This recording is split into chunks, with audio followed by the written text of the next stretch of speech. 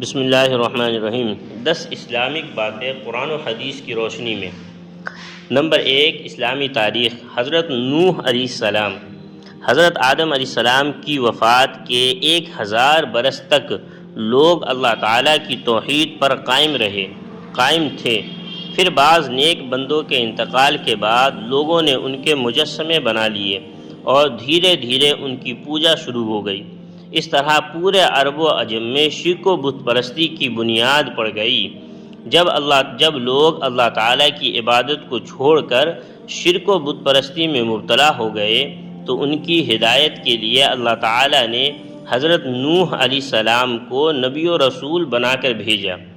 حضرت نوح علیہ السلام کا شمار دنیا کے عظیم ترین انبیاء میں ہوتا ہے۔ وہ سب سے پہلے نبی اور رسول ہیں۔ حضرت ادریس علیہ السلام کی تیسری پشت میں حضرت آدم علیہ السلام کی وفات کے 1025 سال بعد دجلہ و فرات کی وادی کے درمیان ملک عراق میں پیدا ہوئے۔ اللہ تعالیٰ نے قرآن پاک میں 43 مقام پر ان کا تذکرہ فرمایا ہے۔ نمبر 2، اللہ کی قدرت۔ بادل۔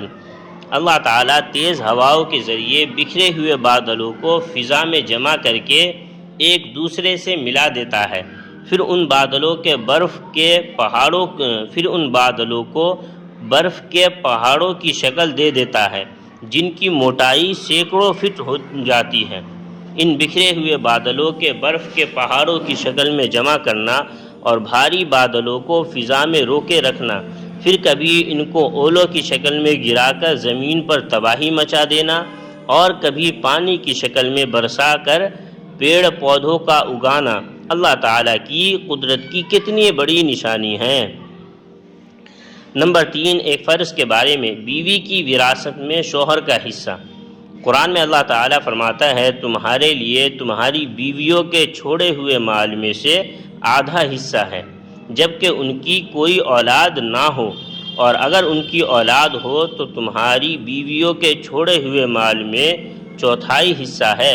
تمہیں یہ حصہ ان کی وصیت اور قرض ادا کرنے کے بعد ملے گا۔ نمبر 4، ایک سنت کے بارے میں۔ وضو کا پانی کھڑے ہو کر پینا۔ حضرت حسین رضی اللہ عنہ بیان کرتے ہیں کہ ان کے والد حضرت علی رضی اللہ عنہ نے وضو کیا اور وضو کا بچا ہوا پانی کھڑے ہو کر پیا۔ میں نے تعجب کیا، مجھے دیکھا اور کہا، تعجب کی کیا بات ہے؟ میں نے رسول اللہ صلی اللہ علیہ وسلم کو اسی طرح کرتے ہوئے دیکھا ہے۔ فائدہ: وضو کا بچا ہوا پانی اور آب زمزم کھڑے ہو کر پینا سنت ہے۔ یہ دو پانی ہے، وضو کا بچا ہوا پانی اور آب زمزم کا پانی، دونوں کو کھڑے ہو کر پی سکتے ہیں۔ نمبر 5، ایک اہم عمل کی فضیلت۔ شکریہ ادا کرنے کی دعا۔ رسول اللہ صلی اللہ علیہ وسلم نے فرمایا، جس شخص کے ساتھ بھلائی کا معاملہ کیا گیا اور پھر اس نے اس بھلائی کرنے والے کو جزاک اللہ خیرا کہہ دیا تو گویا اس نے شکریہ کا حق ادا کر دیا۔ نمبر 6، ایک گناہ کے بارے میں۔ جھوٹی گواہی شرک کے برابر۔ رسول اللہ صلی اللہ علیہ وسلم نے فرمایا، جھوٹی گواہی اللہ کے ساتھ شرک کرنے کے برابر ہے۔ یہ بات رسول اللہ صلی اللہ علیہ وسلم نے 3 دفعہ ارشاد فرمائی۔ نمبر 7، دنیا کے بارے میں۔ دنیا کو مقصد نہ بنانا۔ رسول اللہ صلی اللہ علیہ وسلم نے فرمایا، جس شخص کا مقصد دنیا کمانا ہو اور وہ اسی کے لیے سفر کرتا ہو، اسی کا خیال دل میں رہتا ہو تو اللہ تعالیٰ غریبی اور بھوک کا ڈر اس کی آنکھوں کے سامنے کر دیتے ہیں۔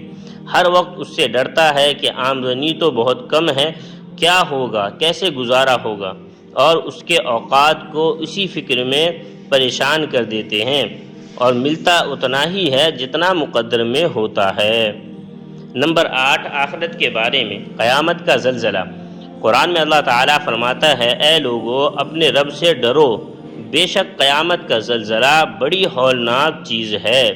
جس روز تم اس زلزلے کو دیکھو گے تو یہ حال ہوگا کہ ہر دودھ پلانے والی عورت اپنے دودھ پیتے بچے کو بھول جائے گی اور تمام حمل والی عورتیں اپنا حمل گرا دیں گی، اور تم لوگوں کو نشے کی اسی حالت میں دیکھو گے، حالانکہ وہ نشے کی حالت میں نہ ہوں گے، لیکن اللہ تعالیٰ کا عذاب بڑا ہی سخت ہے۔